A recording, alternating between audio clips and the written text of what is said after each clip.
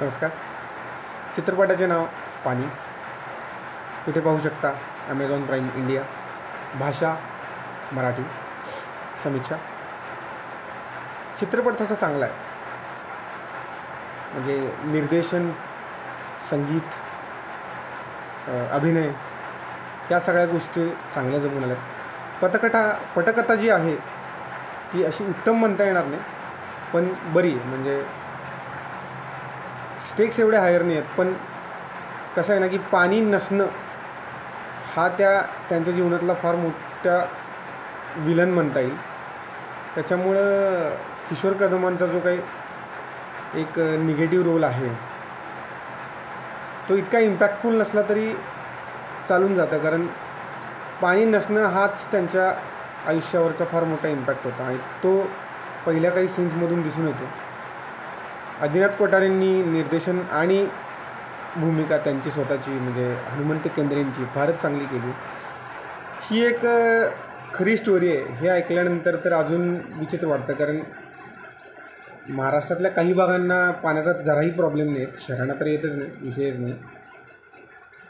पण आजही काही गावं आहेत महाराष्ट्रात, म्हणजे प्रचंड प्रमाणात, जिथं अजूनही टँकरनं पाणी पुरवठा होतो.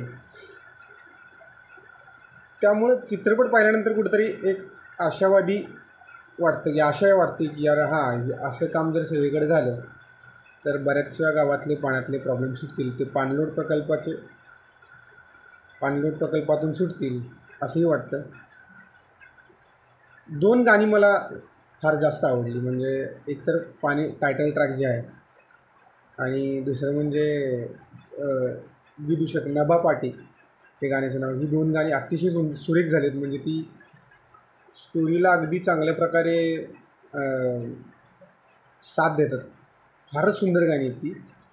त्यामुळे गाणीही ऐका आणि चित्रपट पण नक्की बघा. चित्रपटाची लांबी जी आहे ती ॲमेझॉन प्राईमवरती 121 मिनटाची दिली आहे, पण जर ह्याच्यावरती पाहिलं क्रोमवरती ऑफिशियल टायमिंग त्याचं 2 तास 28 मिनटं दिलं गेलं आहे. तर बाकीची 27 मिनटं काही कट करण्यात वगैरे आले आहेत का काय असं वाटतं आहे, कारण तसंही चित्रपट फार छोटा वाटतो. अजून काहीतरी कॉन्फ्लिक्टचे सीन वगैरे टाकता आले असते असं वाटतं 100%. ते मात्र आहे, चित्रपटाची लांबी छोटी वाटते फार. त्यामुळे ओव्हरऑल सिनेमा चांगला आहे. ॲमेझॉन प्राईमवर तुम्ही नक्की पहा. धन्यवाद.